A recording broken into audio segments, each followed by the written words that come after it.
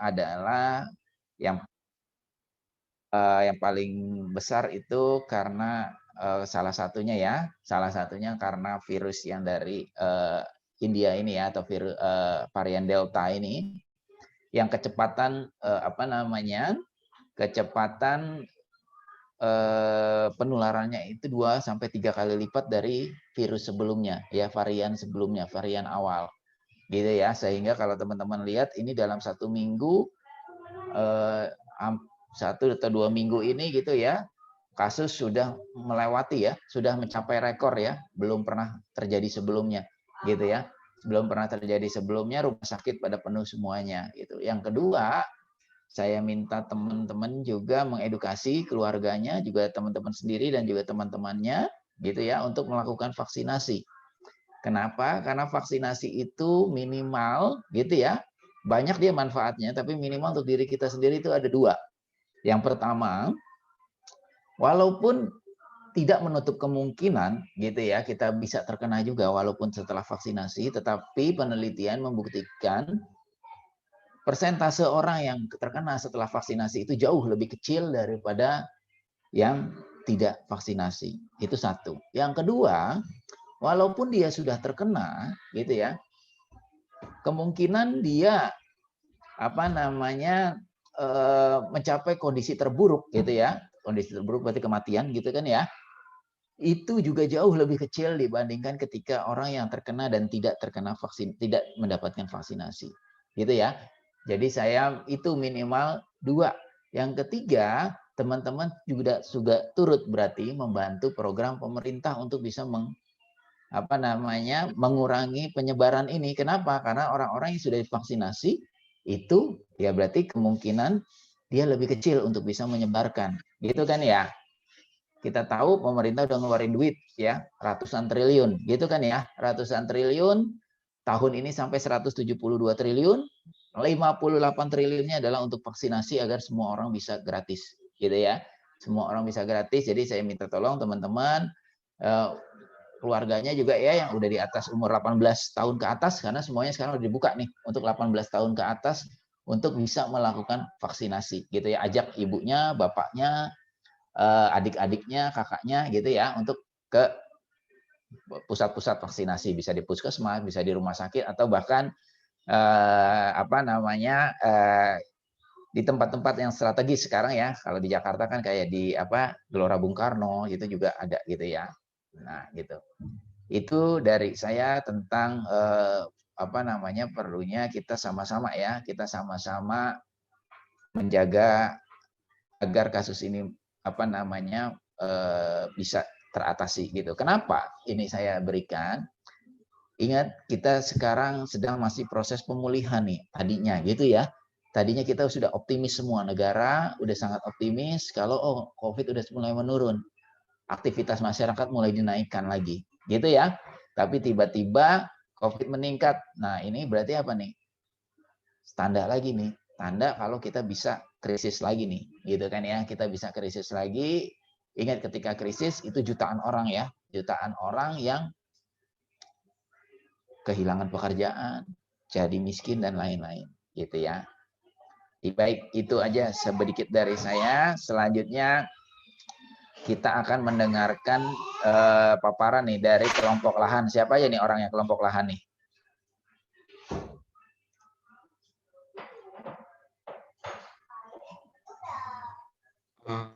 Izin Pak memperkenalkan diri untuk dari kelompok lahan. Yang pertama ada Anissa Sekar, kemudian ada Bani Sanudi Ginting, kemudian ada saya Dewardian Sadani, dan yang terakhir ada Putri Zakiyah Pak. Oke, baik. Terima kasih kelompok lahan. Bentar saya buka dulu ya.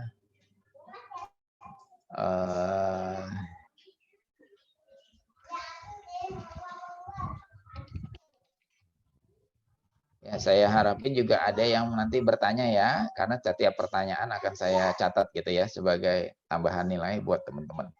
Gitu ya. Jadi kelompok lahan akan presentasi tentang lahan. Yang pertama sesuai teori yang ada di buku gitu ya, sesuai teori yang ada di buku, ditambah-tambah sedikit dari bahan lainnya boleh. Yang setelah itu presentasi akan dilanjutkan dengan progress report-nya ya, progress report dari kelompok lahan gitu ya. Kalau nggak salah presentasinya udah saya upload juga ya di apa namanya di LMS-nya, teman-teman bisa ngeliat dari sana gitu ya. Setelah itu kita akan sama-sama bertanya. Saya harapin teman-teman juga ada yang bertanya gitu ya. Nanti mungkin saya juga akan memberikan sedikit komentar gitu ya, komentar atau pertanyaan ke teman-teman yang melakukan presentasi. Ya, silakan. Saya berikan kesempatan untuk kelompok lahan. Ya.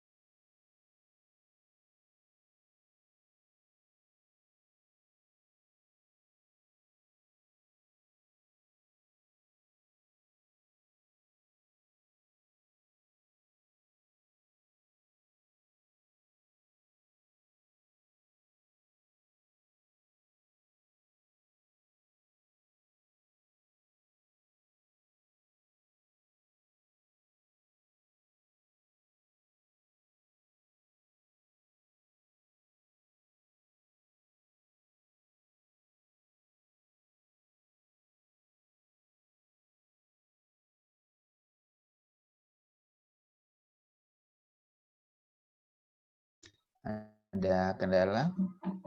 Mas Dewa tadi kayaknya udah mau. Iya Pak, ada kendala di PPT-nya Pak. Kalau menggunakan file PDF saja tidak apa-apa ya Pak? Nggak apa-apa, nggak masalah. Silakan aja.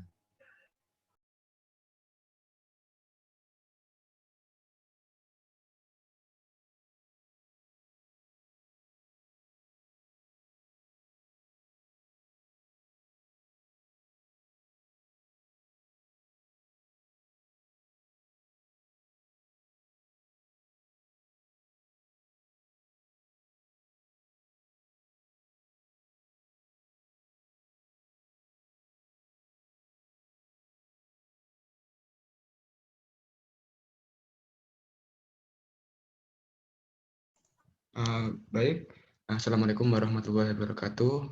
Selamat pagi Bapak Bondi dan teman-teman. Pada pertemuan kali ini, kami dari kelompok lahan yang beranggotakan Anissa Sekar Hapsari nomor absen 8, Bani Sanugi Ginting nomor absen 11, dan saya Dewardian Sadani nomor absen 12, dan yang terakhir Putri Zakia nomor absen 25. Untuk subbahasan yang pertama, untuk pengertian sumber daya lahan akan dijelaskan oleh rekan saya, Sekar. Silakan untuk mempresentasikannya. View-nya dibesarin Mas di apa namanya read view atau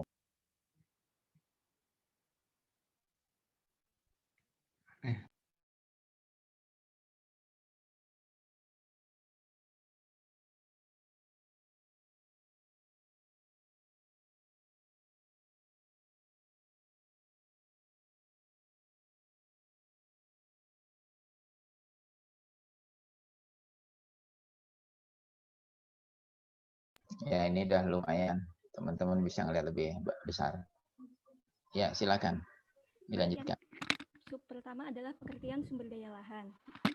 Lahan merupakan sumber daya, wadah, dan faktor produksi strategis bagi penggunaan untuk meningkatkan kesejahteraan manusia. Selanjutnya, pengertian sumber daya lahan adalah bagian dari bentang lahan atau landscape yang mencakup pengertian lingkungan fisik termasuk iklim, topografi, atau relief, hidrologi, termasuk keadaan vegetasi alami, yang semuanya secara potensial akan berpengaruh terhadap penggunaan lahan. Selanjutnya, ekonomi sumber daya lahan merupakan bidang studi yang mempelajari hubungan manusia dengan lahan. Ekonomi sumber daya lahan membahas alokasi pemanfaatan sumber daya yang langka. Selanjutnya, masalah dalam penggunaan lahan. Yang pertama, persebaran area perkotaan atau urban sprawl. Urban sprawl adalah proses perluasan kawasan terbangun kota ke arah luar sebagai dampak meningkatnya jumlah penduduk dan kegiatan perkotaan. Saat penduduk dan ekonomi tumbuh, kota mempunyai dua opsi. Yang pertama, menaikkan intensitas bangunan atau bergeser ke daerah sekitarnya. Selanjutnya, karakteristik dari urban sprawl ini adalah adanya transformasi lahan dari agraris ke non-agraris. Yang kedua, ada pelestarian sumber daya. Beberapa wilayah yang mengalami tekanan untuk dikonversi menjadi area perkotaan memiliki nilai ekologi yang unik, semisal daerah rawa, hutan tropis, dan lain-lain. Selanjutnya, yang ketiga ada implikasi dari regulasi lahan. Regulasi penggunaan lahan diperlukan untuk menjaga pola penggunaan lahan tertentu yang dianggap baik untuk masyarakat. Namun manfaat dan biaya yang ditimbulkan oleh regulasi ini seringkali jatuh kepada orang yang berbeda. Yang keempat ada regulasi jenis baru. Secara tradisional, cara pemerintah mengendalikan penggunaan lahan adalah dengan menggunakan kewenangan untuk mengatur atau police power. Slide selanjutnya. Terus, lahan berdasarkan peruntukannya. Yang pertama, lahan pertanian. Lahan pertanian merupakan lahan yang diperuntukkan untuk kegiatan pertanian, baik lahan kering maupun lahan basah. Selanjutnya, lahan permukiman dan industri. Lahan ini tuh diuntukkan untuk tempat tinggal atau daerah industri. Terus selanjutnya adalah lahan infrastruktur. Lahan infrastruktur ini tuh bisa digunakan untuk jalan tol, terus jembatan, konstruksi bangunan, jaringan listrik, bendungan, dan sebagainya. Lahan konservasi. Contohnya adalah lahan konservasi mangrove. Terus yang kelima ada lahan gurun. Slide selanjutnya.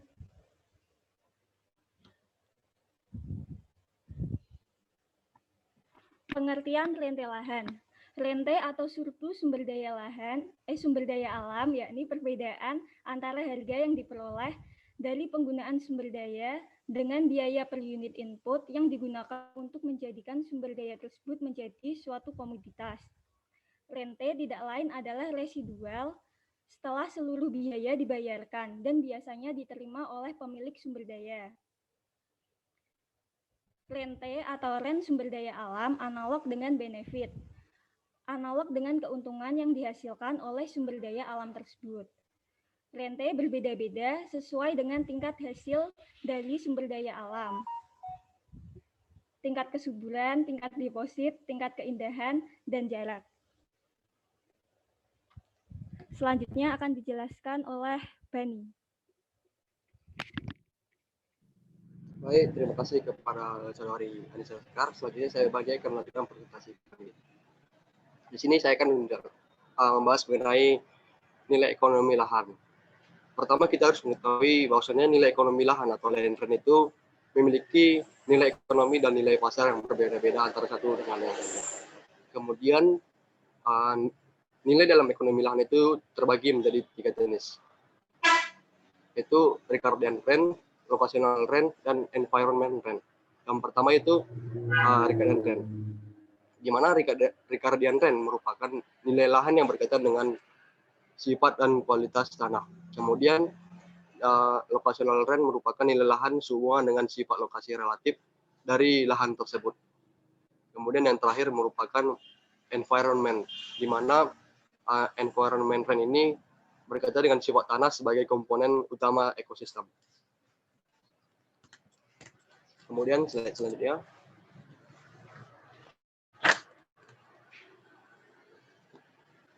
Menurut Berlowe tahun 1978, nilai ekonomi lahan dapat dibedakan menjadi 2, yaitu sewa lahan atau kontrak rent. Sewa lahan atau kontrak rent ini merupakan sebagai pembayaran dari penyewa kepada pemilik di mana pemilik melakukan kontrak sewa dalam jangka waktu tertentu. Jadi singkatnya sewa lahan ini merupakan pembayaran dari penyewa kepada pemilik. Kemudian keuntungan usaha atau ekonomi rent atau land rent. Keuntungan usaha ini merupakan surplus pendapatan di atas biaya produksi atau harga input lahan yang memungkinkan faktor produksi lahan dapat dimanfaatkan dalam proses produksi. Jadi singkatnya ini sama seperti keuntungan profit atau surplus yang didapatkan dari sumber daya lahan tersebut.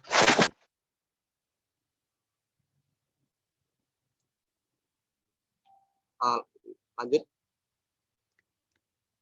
Kemudian akan dilanjutkan oleh rekan saya.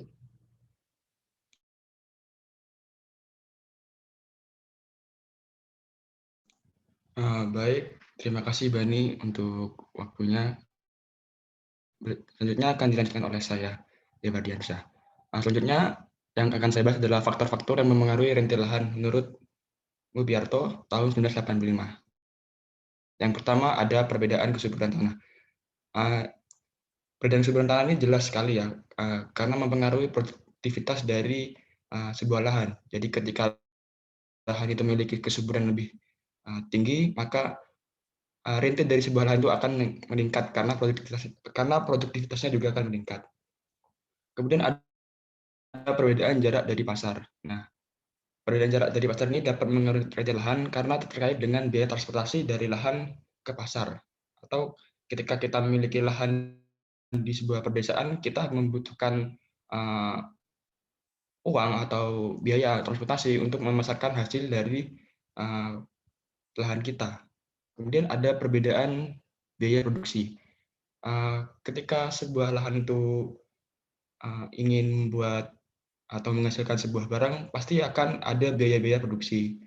Dan setiap lahan itu memiliki biaya produksi masing-masing. Seperti ketika kita memiliki lahan persawahan, tidak semua sawah itu memiliki lahan perairan yang bagus. Terkadang ada sawah yang harus membayar uang lebih untuk mendapatkan air yang lebih baik, seperti itu. Kemudian ada perbedaan lahan terbatas sehubungan dengan kondisi lingkungan lahan tersebut. Nah, perbedaan lahan terbatas ini memang sehubungan dengan kondisi lingkungan ya, berarti kondisi lingkungan di sekitarnya atau mendukung atau tidak untuk dari produktivitas lahan tersebut. Berikutnya ada pola pemanfaatan lahan menurut Van Tuner tahun 1900-an. Nah, menurut Van Tuner ini lahan itu berbentuk seperti lingkaran seperti ini, di mana pusatnya ini adalah di titik paling tengahnya adalah pusat pertumbuhan yang umumnya berisi pasar, rumah, palawija, dan ternak kecil. Kemudian di lingkungan yang lebih besar lagi ada hutan untuk bahan bakar. Kemudian di lingkungan yang lebih besar lagi ada gandum dan padi.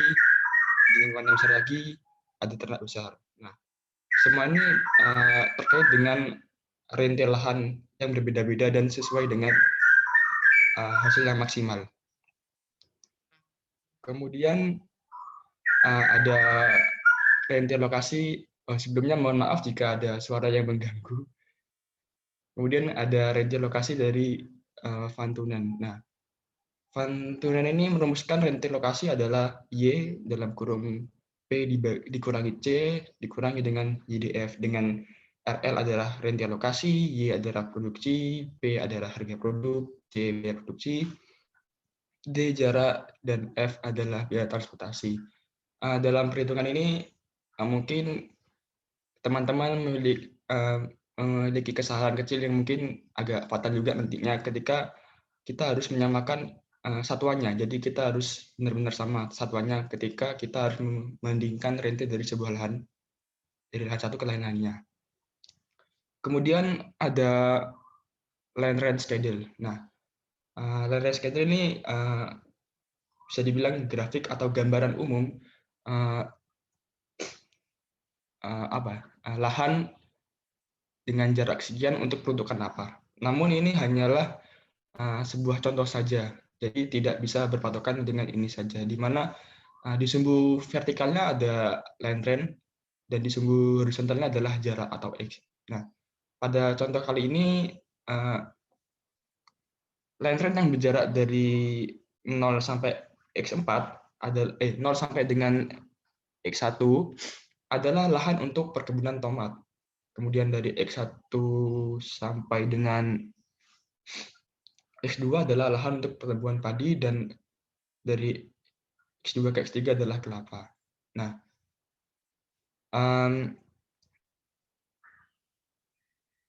gambar ini tidak fix atau tidak paten. Jika ada perubahan harga, mungkin harga padi naik, bisa saja padi itu, luas lahan padi akan menggeser dari luas lahan yang lain. Seperti ketika harga padi naik, maka luas lahan yang dibutuhkan untuk padi semakin tinggi.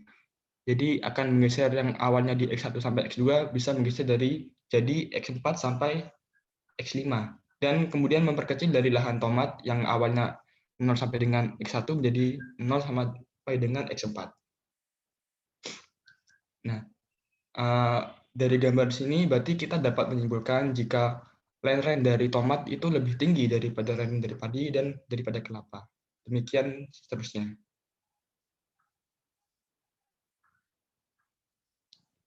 Kemudian penentuan nilai pasar lahan.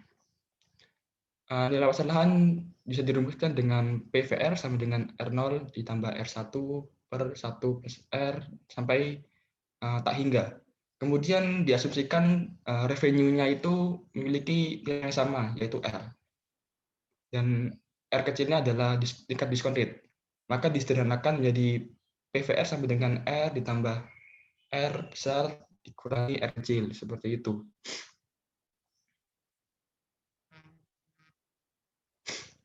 Berikutnya ada distorsi nilai pasar lahan. Yang pertama, adanya pajak properti. Mengapa pajak properti itu menghasilkan distorsi? Karena dalam transaksi nilai pasar lahan, seorang penjual maupun pembeli tidak memperhitungkan pajak. Maka itu membuat distorsi ya. Jadi karena tidak memperhitungkannya. Demikian juga dengan eksternalitas.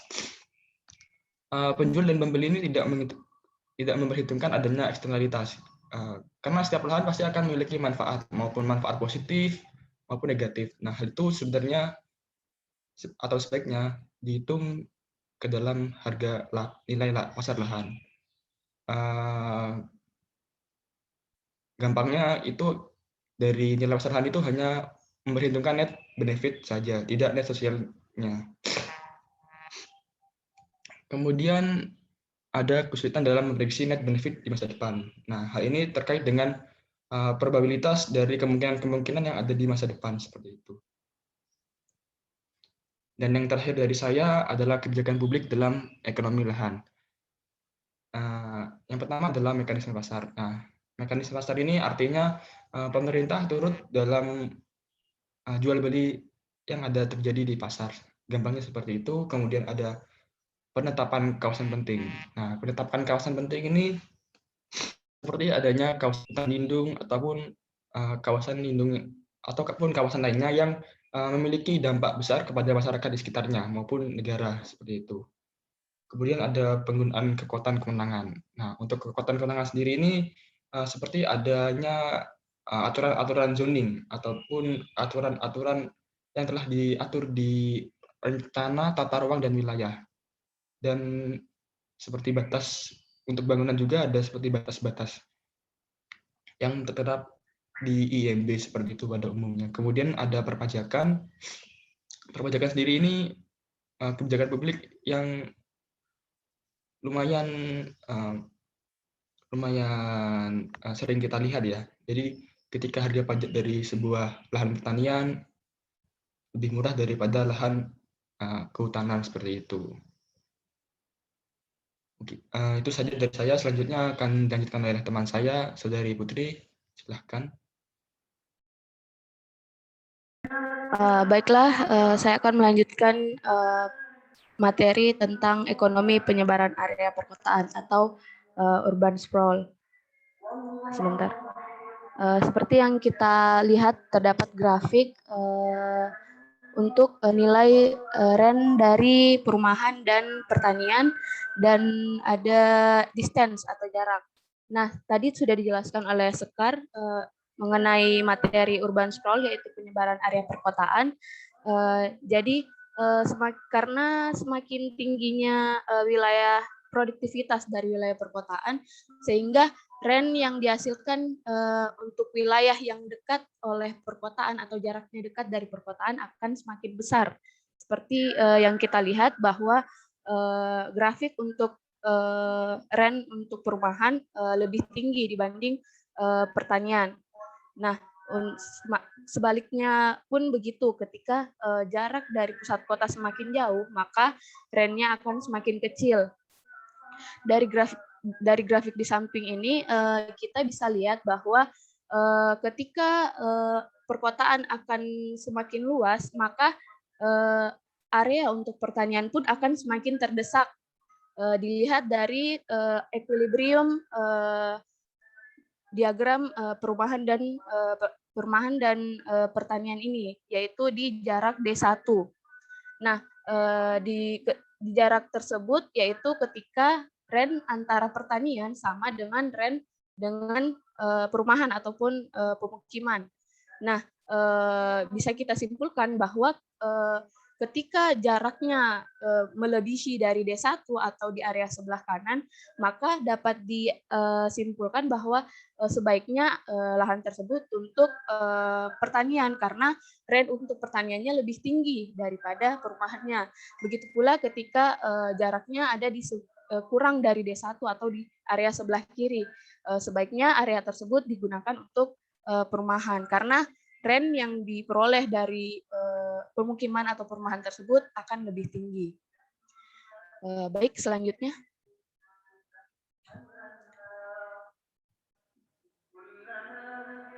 Slide selanjutnya, Dewa.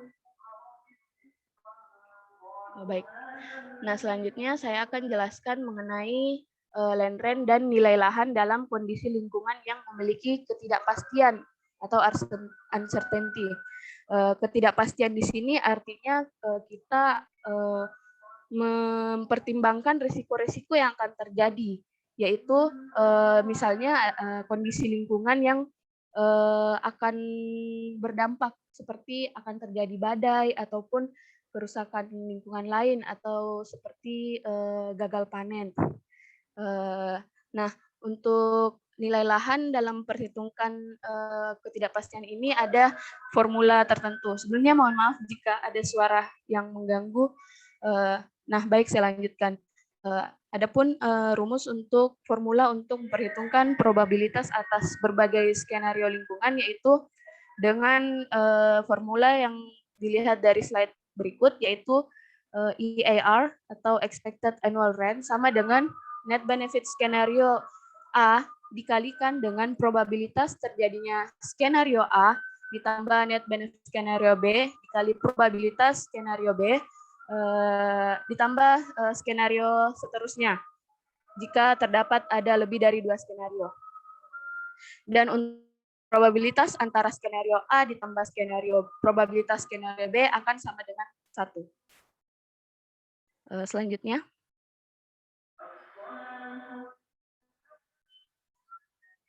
Nah, dengan adanya ketidakpastian nilai lahan pada kondisi lingkungan yang tidak pasti tersebut, maka timbullah pasar untuk produk asuransi. Hal ini untuk mengatasi berbagai kemungkinan-kemungkinan atas risiko yang tadi dimaksudkan. Dengan mengasumsikan kesempurnaan informasi dan persaingan sempurna, maka diperoleh nilai premi sama dengan potensi nilai kerugian dikali probabilitas terjadinya kerugian. Baik, mungkin sekian untuk presentasi dari saya. Saya kembalikan ke moderator.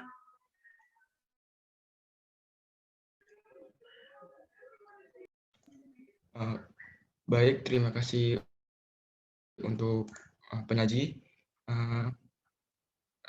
Dari kami sudah cukup. Apakah dari teman-teman dan Pak Budi ada yang mau ditanyakan? Silahkan, dipersilahkan.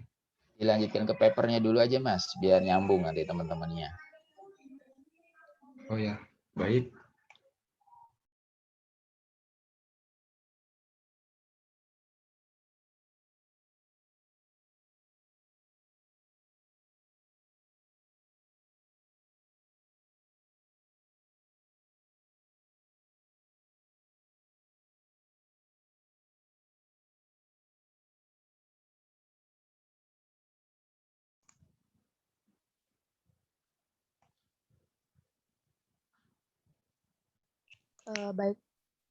Baiklah, saya akan membuka untuk pemaparan paper kelompok lahan.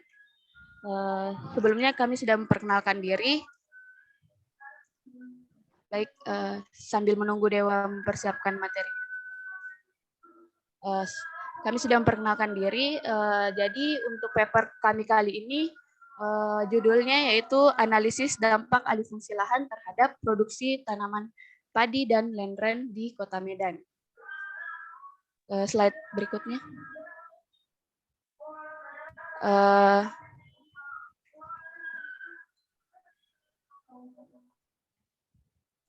Baik, jadi pada penelitian kami menggunakan ruang lingkup Kota Medan. Jadi Kota Medan adalah ibu kota provinsi dari Sumatera Utara, di mana penduduk di Kota Medan ini terus meningkat setiap tahunnya. Dan sehingga kebutuhan akan tempat tinggal di Kota Medan pun juga akan semakin meningkat. Oleh karena itu, ruang di pinggiran Kota Medan banyak yang beralih fungsi menjadi rumah tinggal penduduk ataupun non pertanian. Nah, kawasan yang awalnya kawasan pertanian ini menjadi ruang yang paling besar mengalami konversi lahan menjadi kawasan non pertanian. Dalam hal ini menjadi permukiman. Dampak pada lahan pertanian yang semakin kecil dan jauh dari pusat perkotaan tersebutlah membuat hasil produksi semakin menurun dan menimbulkan biaya produksi yang semakin tinggi. Slide selanjutnya.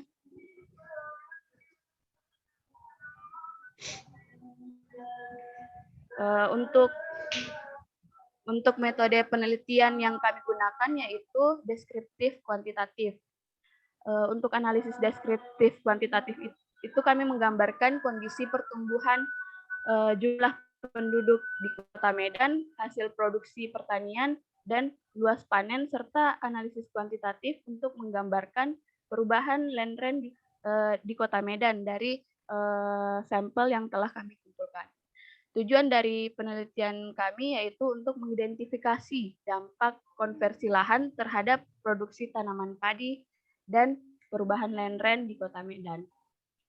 Penelitian kami juga menggunakan teknik wawancara, di mana kami mengambil sampel dari petani untuk memperoleh data seperti biaya produksi, pendapatan, dan penghasilan hasil produksi dari pertanian di Kota Medan.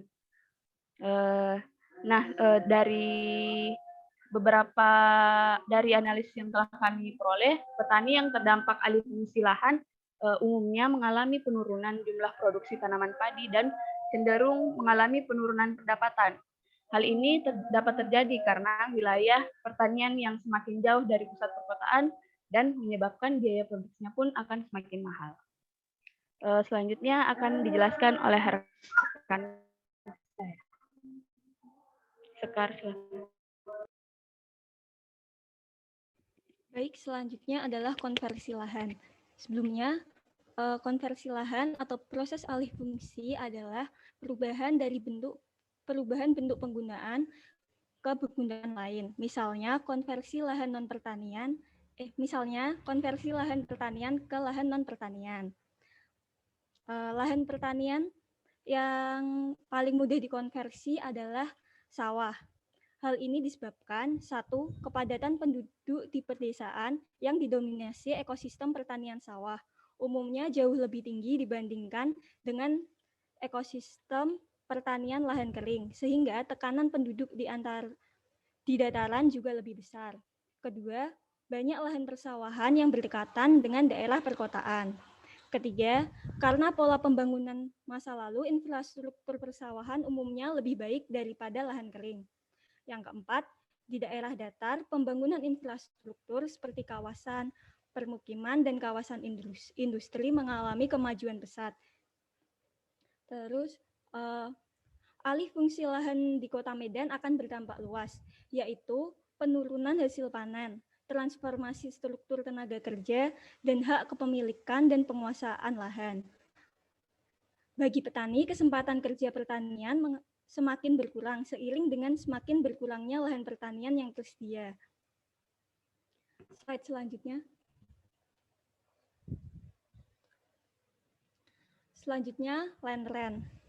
Rente merupakan surplus atau nilai bersih yang diperoleh dari sumber daya alam karena kesuburannya. Dalam teori land rent, banyak faktor yang membuat harga sewa sebuah lahan tersebut menjadi berbeda antara satu lokasi dengan lokasi lain. Faktor tersebut dapat berpengaruh secara langsung atau tidak langsung terhadap penggunaan lahan dan harga dari sumber daya lahan yang digunakan. Contohnya itu yang mempengaruhi itu ada yang satu, perbedaan kesuburan tanah. Kedua, perbedaan jarak dari CBD. Yang ketiga, perbedaan biaya konstruksi. Yang keempat, keterbatasan lahan sehubungan dengan kondisi di lingkungan tersebut. Rente lokasi dapat ditentukan dengan persamaan rent lokasi sama dengan Y dikali P dikurangi C dikurangi YDF yang tadi sudah dijelaskan oleh Dewa. Slide selanjutnya.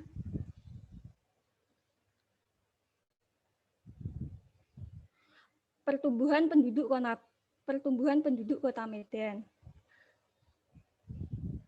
Penduduk adalah semua orang yang berdomisili di wilayah geografis Republik Indonesia selama 6 bulan atau lebih dan atau merupakan berdomisili kurang dari 6 bulan, tetapi bertujuan untuk menetap.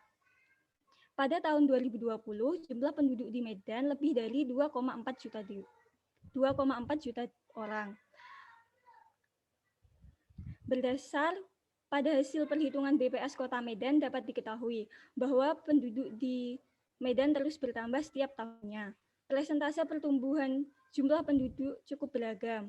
Pertumbuhan penduduk pada tahun 2020 menyentuh angka 6%, lebih banyak dari tahun sebelumnya. Jumlah penduduk yang terus bertambah membuat kebutuhan akan ruang untuk tempat tinggal juga meningkat. Beberapa tahun terakhir, Kota Medan mengalami banyak pengembangan ruang ke daerah pinggiran kota. Hal ini menyebabkan adanya alih fungsi lahan. Selanjutnya akan dijelaskan oleh rekan saya.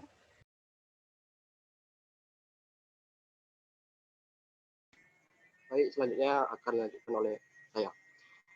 Di sini saya akan menjelaskan tentang perubahan lahan pertanian di Kota Medan.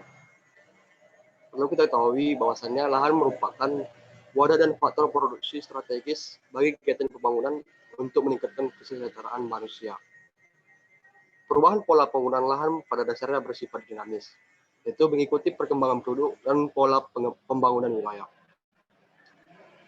Proses alih fungsi lahan pertanian ke penggunaan pertanian disebabkan oleh beberapa faktor, di antaranya faktor eksternal yang disebabkan oleh adanya dinamika pertumbuhan perkotaan, demografi maupun ekonomi.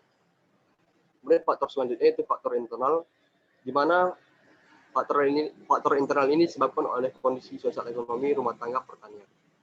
Kemudian faktor kebijakan pemerintah, itu aspek regulasi yang dikeluarkan oleh pemerintah pusat maupun daerah yang berkaitan dengan perubahan fungsi lahan pertanian. Jadi singkat ini sama seperti zonasi atau RT RW lahan tersebut. Kemudian berdasarkan data BPS Kota Medan pada survei terakhir Kota Medan dalam angka 2021, saat ini Kota Medan memiliki lahan pertanian seluas 969,5 hektar. Dari tabel di bawah, kita dapat mengetahui bahwasannya luas lahan mengalami penurunan dari 1.184,17 hektar 1184,17 hektar di tahun 2019 menjadi 925,82 hektar di tahun 2020. Kemudian dari tabel juga kita mengetahui secara produktivitas tanaman padi di Kota Medan mengalami peningkatan dari 50,91 kuintal per hektar menjadi 53,14 kuintal per hektar. Dengan ini kita dapat menyimpulkan bahwa petani mengelola dan memanfaatkan lahan pertanian lebih baik dengan produktivitas lebih tinggi pada tahun 2020. Dari sisi produksi, padi di Kota Medan mengalami penurunan sebesar 1.109,22 ton dari 2019 sampai 2020. Penurunan tersebut terjadi salah satunya karena penurunan luas lahan tanaman padi sehingga jumlah padi yang dihasilkan pun menjadi menurun. Slide selanjutnya.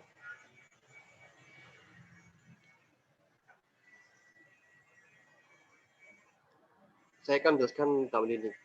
Jadi perlu kami jelaskan terlebih dahulu bahwasanya kami menggunakan dua data, yaitu data primer dan data sekunder. Dan data primer ini kami mendapatkan 12 data dari 12 pemilik atau pengelola lahan pertanian. Namun karena keterbatasan kemampuan kami dan kondisi saat ini, kami mendapatkan data cuma segini ya, atau lebih dari 30, sehingga tidak seefektif atau tidak menggambarkan rata-rata dari sampelnya. Namun kami mensiasati agar data ini dapat sinkron dengan data sekunder atau data dari BPS dan sumber-sumber lainnya. Di sini dari 12 data tersebut kami mendapatkan rata-rata dari setiap brand dalam tabel ini, di mana pendapatan rata-rata dari pengelola pada tahun 2019 diketahui pendapatannya sekitar 48 juta. Namun pada tahun 2020 pendapatan ini menurun menjadi 42 juta sekian. Kemudian produksi tani pada tahun 2019 sekitar 11,71 ton dan pada tahun 2020 menurun menjadi 10,18 ton. Perlu kami jelaskan juga bahwasanya produksi dalam data kami ini yaitu dalam jumlah ton. Kemudian biaya produksi ini yaitu biaya-biaya yang terkait dengan pengelolaan pertanian, seperti membajaknya, membeli benihnya, sampai padi tersebut dapat diolah kembali gitu, sampai selesai dari awal hingga selesai. Di sini pada tahun 2019 rata-rata biaya yang dikeluarkan oleh petani yaitu sekitar 11.783.000. Namun tahun 2020 menurun, walau tidak menurun secara signifikan, yaitu menurun menjadi 11.696.000 sekian. Kemudian luas lahan yang merupakan poin penting dari jurnal kami ini, kami mendapatkan rata-rata luas lahan menurun dari 0,71 hektar menjadi 0,68 hektar. Karena dari beberapa petani ada yang menjual lahannya sehingga rata-rata dari total data kami menurun, dari luas lahannya menurun. Kemudian jarak dari lahan ke CBD juga menurun karena lahan tadi dijual, yaitu menurun dari 11,08 km menjadi 10 km. Kemudian biaya transportasinya itu kami menggunakan standar Gojek, yaitu 2.000 per kilometer. Kami mendapatkan biaya rata-rata dari lahan pertanian ke CBD itu pada tahun 2019 sekitar 22.000 dan pada tahun 2020 sekitar 20.000. Kemudian untuk harga beli bibit, kami menyamakan setiap lahan ke lahan yang lain, yaitu dengan bibit yang harganya sekitar 4.000. Jadi kami hanya meminta untuk pada pemilik pertanian tersebut berapa sak yang dibutuhkan untuk menanam padi, gitu. Sehingga harganya kami samakan, namun kami kalikan dengan jumlah sak yang dibutuhkan. Lanjut. Kemudian dari data yang telah kami kumpulkan tersebut, kami menghitung land rent menggunakan teori dari Pontunen yang telah dijelaskan pada teori sebelumnya. Di sini kami mendapatkan produksi ton per hektar pada tahun 2019 yaitu 15,3, pada tahun 2020 12,7. Kemudian harganya kami mendapat sekitar 4 juta, dan tahun 2020 menurun menjadi 3,7 juta sekian. Kemudian untuk biayanya pada tahun 2019 sekitar 1.337, dan pada tahun 2020 sekitar 1.373.000. Dan jaraknya seperti yang telah saya jelaskan pada slide sebelumnya, itu pada tahun 2019 11,08 dan tahun 2020 10 km. Kemudian untuk biaya yang dibutuhkan itu biaya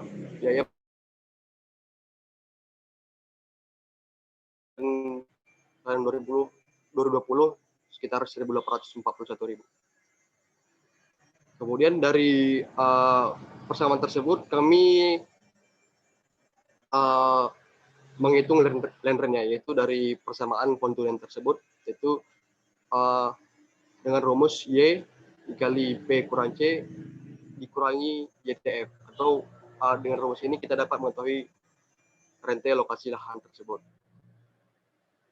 Sehingga tahun 2019 didapat rente lokasi yaitu 44.886.000 sekian. Kemudian tahun 2020 sekitar 33.964.000 sekian. Sehingga ini merupakan penurunan yang signifikan pada tahun 2019 hingga tahun 2020 oleh beberapa faktor yang akan dijelaskan oleh Saudara Dewa.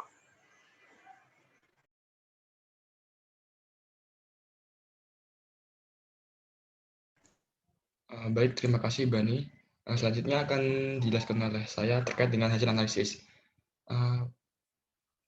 Hasil analisis dari kelompok kami adalah, yang pertama adalah rente yang dipengaruhi beberapa faktor, di antaranya adalah hasil produksi dan biaya produksi. Hasil produksi dan biaya produksi ini yang paling mencolok ya dari hasil analisis kami, karena dari perhitungan sebelumnya produksinya menurun dan biaya produksinya per tonnya naik.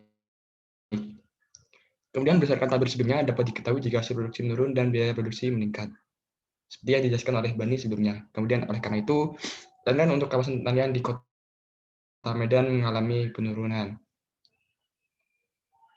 Land merupakan perhitungan dengan pendekatan pendapatan. Land yang turun menggambarkan surplus produsen yang berkurang. Sudah pasti karena pendapatan yang dengan rumus yang sebelumnya, yaitu Y P min C dikurang Y DF, maka ketika pendapatan itu turun atau produksi itu turun, maka sudah dipastikan pengalinya akan semakin kecil juga. Kemudian biaya per tonnya juga meningkat, artinya akan menyebabkan land itu kecil.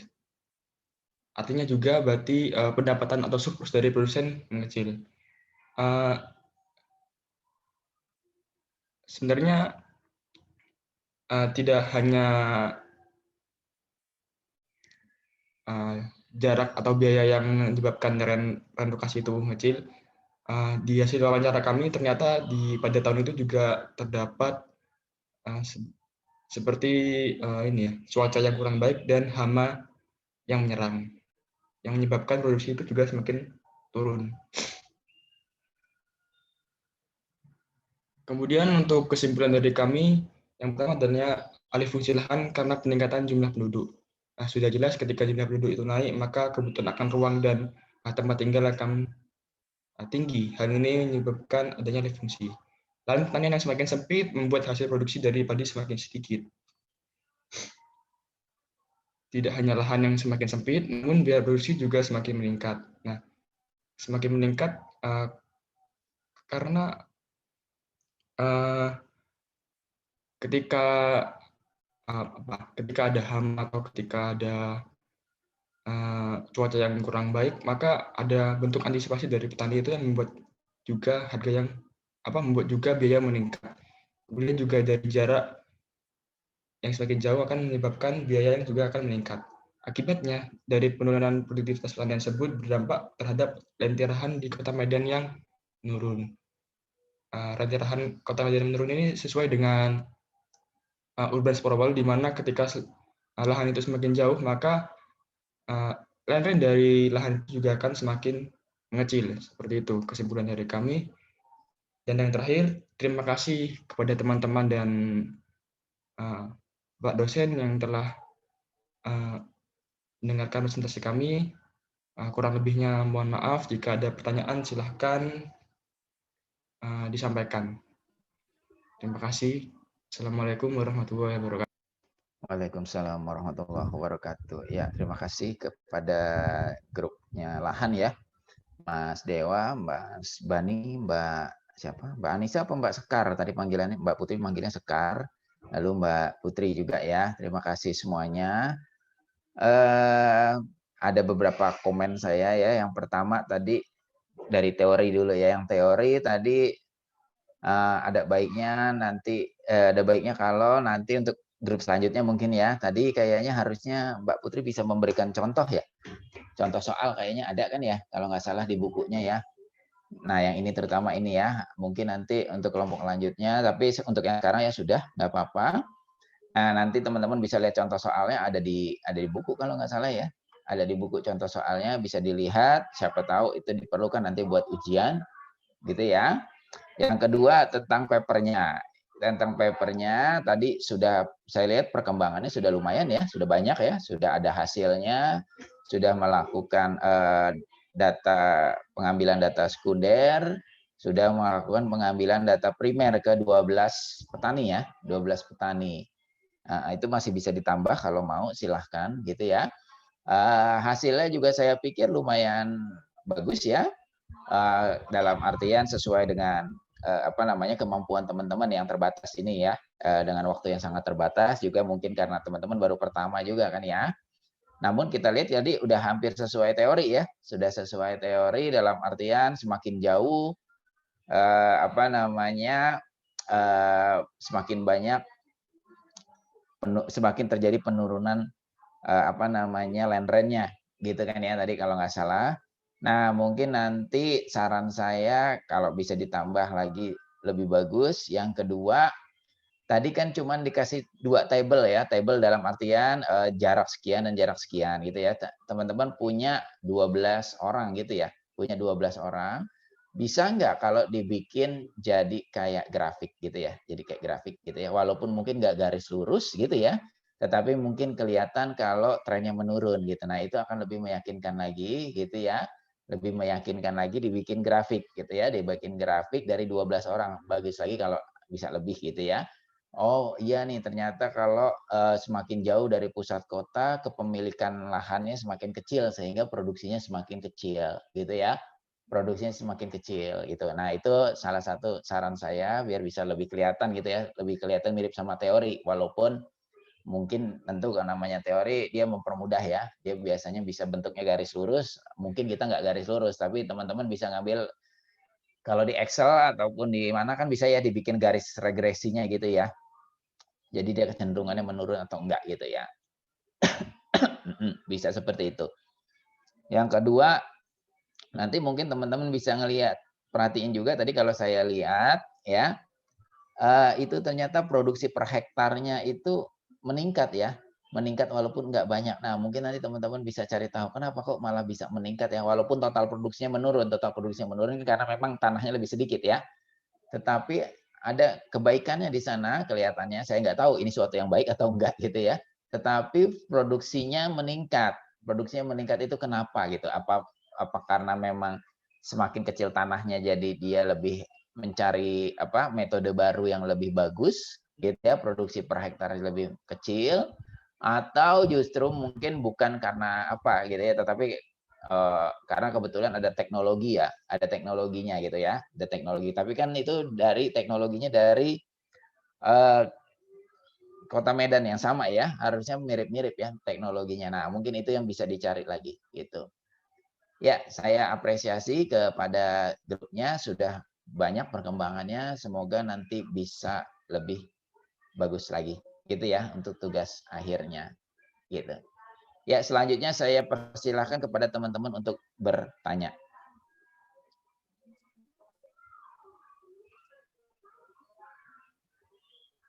Izin bertanya, Pak. Ya, silakan. Langsung aja, Gugu.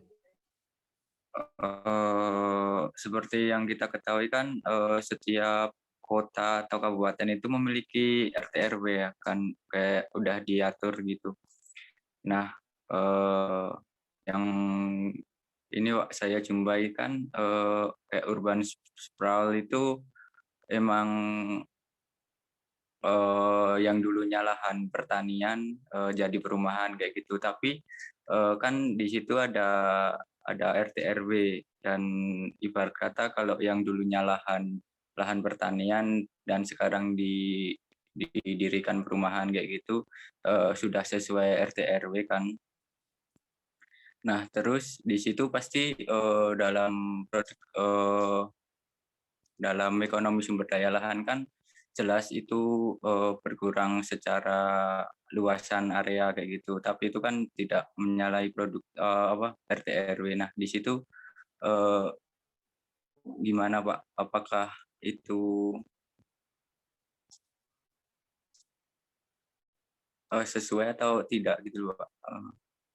Kan tidak menyalahi RT RW. Nanti Kak Sekar dan teman-teman yang jawab ya, Mas Bugu. Baik, Pak. Lagi yang mau tanya mungkin sekalian biar grupnya bisa diskusi dulu, kita tampung dulu ya. Kalau ada lagi 2 pertanyaan lagi dulu mungkin. Izin bertanya, Pak.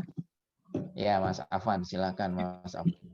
Izin bertanya kepada kelompok lahan terkait kesediaan lahan pertanian. Selama ini kita tahu bahwa pemerintah sedang gencar-gencarnya melakukan pembangunan yang mungkin masyarakat tidak sadari mengakibatkan penyusutan lahan pertanian. Nah, yang ingin saya tanyakan sebenarnya bagaimana kebijakan pemerintah dalam mengontrol dan mengatur tentang kesediaan lahan pertanian ini? Karena yang kita tahu pemerintah terus melakukan pembangunan dan lahan pertanian banyak dikorbankan untuk pembangunan tersebut. Terima kasih.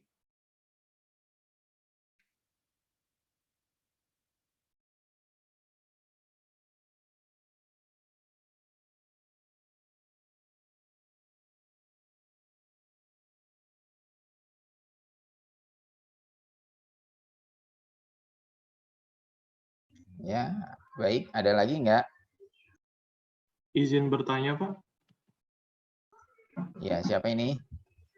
Aditya Arif, Pak. Ya, silakan. Izin bertanya untuk ke kelompok lahan.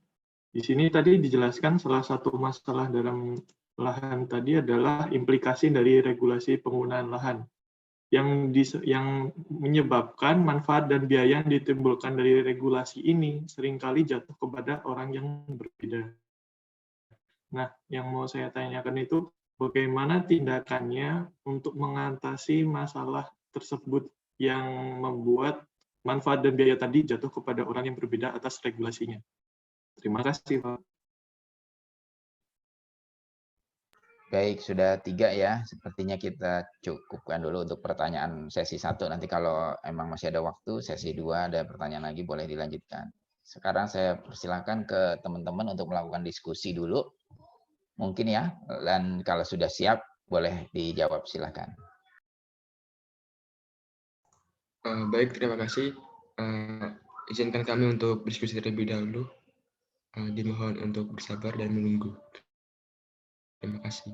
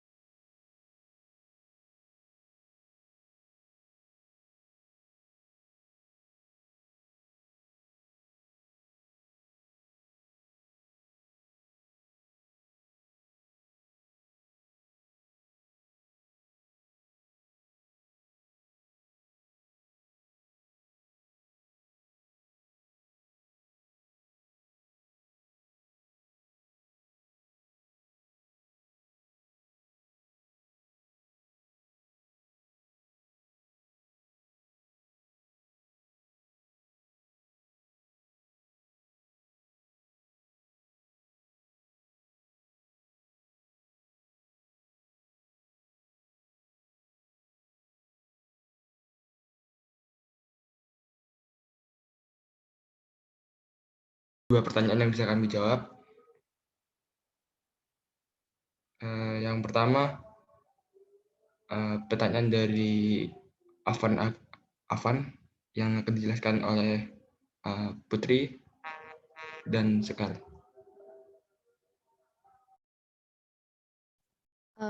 Baik, saya akan mencoba menjawab pertanyaan dari Afan, yaitu bagaimana kebijakan pemerintah dalam mengontrol dan mengatur tentang kesediaan lahan pertanian.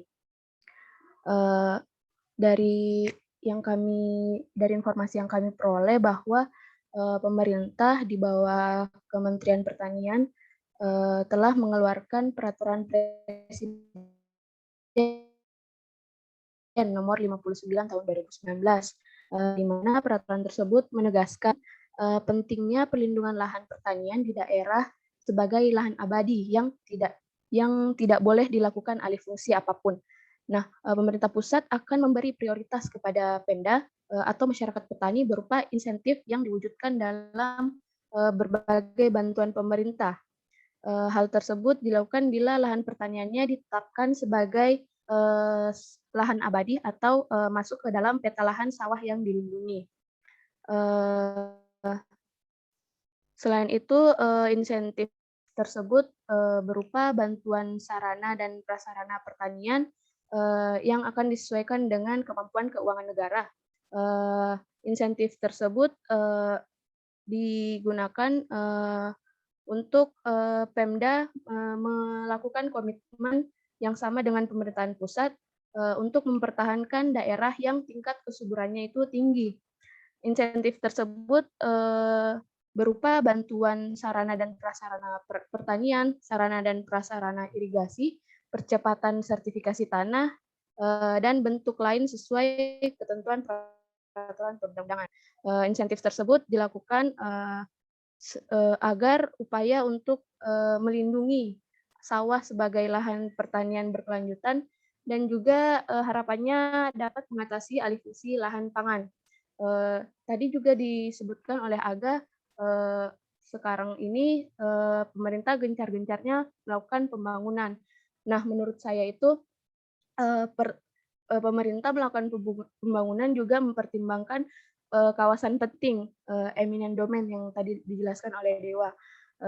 Kawasan tersebut juga peruntukannya untuk kepentingan publik. Jadi mungkin pemerintah sudah mempertimbangkan bahwa kawasan tersebut akan lebih bermanfaat jika akan lebih tinggi nilainya jika dibangun untuk fasilitas umum dan mengorbankan lahan pertanian tersebut.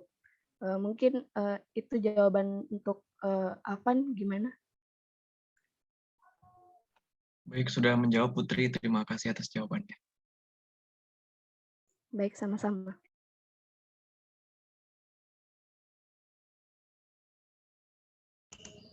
Untuk pertanyaan kedua yang akan dijawab adalah pertanyaan dari Pugu. Untuk Bani, silahkan waktu dan tempat dipersilahkan. Baik, sebelumnya terima kasih atas pertanyaan. Di sini saya akan menjawab pertanyaan dari Pugu tersebut. Di mana tadi pertanyaannya, jika urban sprawl tersebut tidak menyalahi aturan RT RW, bagaimana pendapat kalian? Seperti itu singkatnya. Di sini kami menjawab bahwasanya sah-sah saja jika terjadi urban sprawl atau terjadi perluasan area perkotaan menuju area urban atau pinggiran kota. Karena seiring dengan peningkatan jumlah penduduk, sehingga tidak mungkin kita membiarkan penduduk terlantar begitu saja, sehingga perlu pengkonversian lahan. Namun perlu kita ketahui juga bahwasanya kita tidak juga jangan mengkonversi lahan sesuka hatinya, namun perlu manajemen lahan agar lahan tersebut tidak melewati titik kritisnya. Jadi perlu manajemen lahan sehingga produktivitas lahan pertanian juga dapat dipertahankan. Kemudian langkah selanjutnya yang perlu dipertahankan agar produksi lahan pertanian tersebut tetap, yaitu kebijakan dari pemerintah seperti bantuan atau subsidi agar produktivitas pertanian tersebut meningkat. Namun tidak jarang juga kita melihat rumah yang tidak sesuai RT RW gitu. Misalnya rumah pertanian tiba-tiba ada rumah gitu kan nggak sesuai RT RW ya. Harusnya lahan pertanian malah ada rumah. Hal ini kan tidak sesuai dengan peraturan yang berlaku. Ini sering kita temui karena masih ada oknum-oknum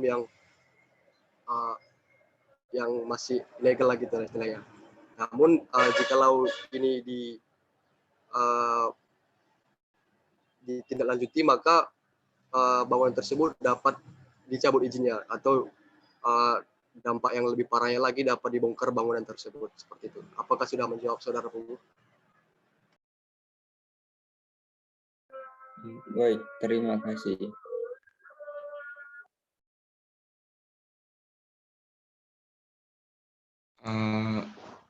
Baik, terima kasih Bani. Berikutnya adalah pertanyaan yang ketiga, pertanyaan dari Adit. Mohon maaf sebelumnya, Adit bisa diulang lagi pertanyaannya? Maaf sebelumnya Mas Dewa baru azan. Kalau saya ketik di kolom chat gimana ya? Oh ya, tidak apa-apa. Dipersilahkan.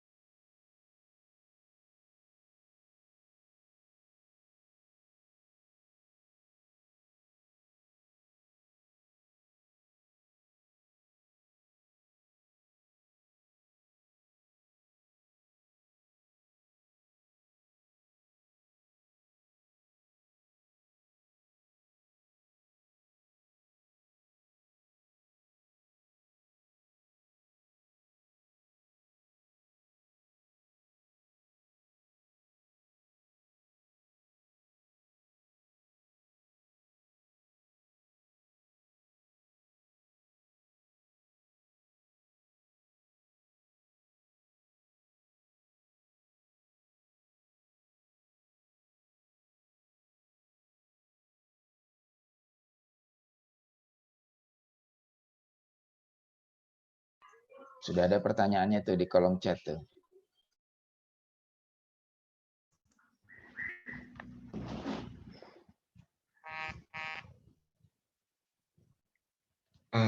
Baik, terima kasih Adit. Berarti yang ditanyakan adalah bagaimana tindakan yang seharusnya dilakukan untuk mengatasi tindakan yang lebih adil atau semestinya. Tentu saja ketika ada regulasi dari pemerintah, ada berbagai pertimbangan yang harus dikaji. Kalau dari yang Adit pertanyakan ini sebenarnya adalah ini ya, lebih ke bagaimana tindakannya. Jadi tentu saja yang paling efektif itu adalah dari orang-orang yang langsung turun ke lapangannya. Jadi ketika ada manfaat dan biaya yang ditimbulkan itu tidak tepat sasaran, maka adalah orang-orang lapangan itu sendiri yang mengetahuinya. Nah, berarti kita harus istilahnya lebih menguatkan orang-orang yang ada di lapangan itu untuk menetapkan regulasi yang telah dibuat seperti itu. Seperti itu, Mas Adit. Apakah bisa dipahami?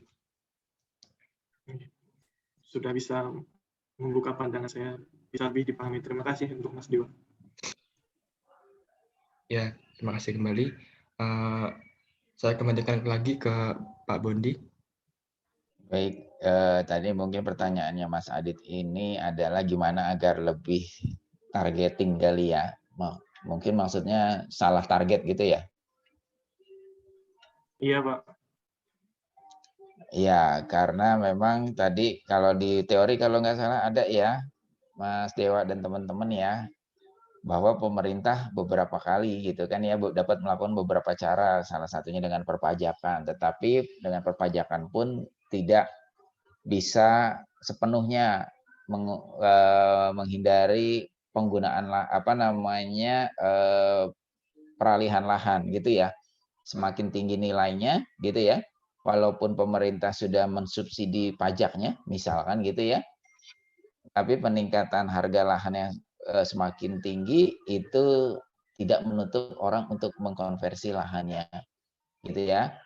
Dan yang beli itu ya biasanya bukan orang yang mau beli mau bikin jadi lahan pertanian misalkan seperti itu ya, karena memang dia ingin bikin perumahan sehingga terjadi mistargeting gitu ya, mistargeting. Pemerintah juga udah melakukan misalkan tata kelola lahan, dinas gitu ya, dinas-dinas itu sudah membuat tata kota di mana harus ada lahan perumahan, lahan pertanahan gitu ya. Namun itu pun juga tidak bisa sepenuhnya gitu kan ya, tidak bisa sepenuhnya menghindari hal tersebut gitu kan ya, karena banyak juga kan orang bangun rumah nggak pakai IMB gitu kan ya, orang bangun rumah di lahan mana aja gitu kan ya, mereka bisa berpendapat sekarang tanah mahal Pak gitu kan ya, saya punya tanahnya di situ gitu kan ya, ya udah saya bangun aja di situ gitu kan ya. Nah memang itu kendalanya gitu ya, memang itu kendalanya.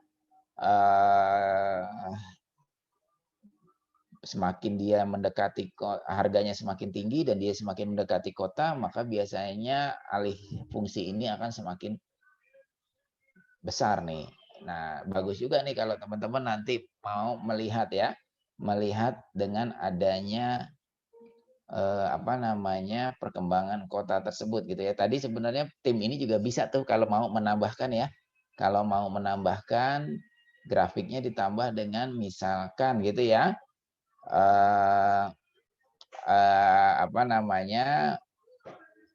dibandingkan dengan daerah-daerah sekitar kota Medan gitu ya. Ada yang lebih dekat dengan kotanya, ada yang lebih dekat Medan itu udah paling kota ya. Medan itu udah paling kota ya, tapi mungkin bisa ngambil dari kelurahannya gitu ya, kecamatannya gitu kan ya, yang lebih dekat dengan atau yang lebih jauh gitu kan ya. Lihat perbandingannya gitu ya, perbandingan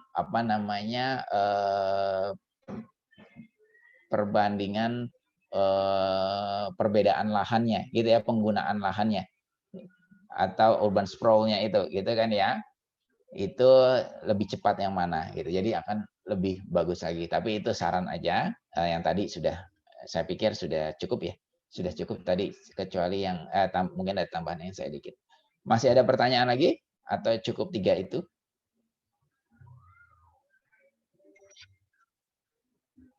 Oke, mungkin untuk sementara cukup 3 itu ya. Kalau tidak ada pertanyaan lagi, berarti saya sudahi untuk pertemuan hari ini.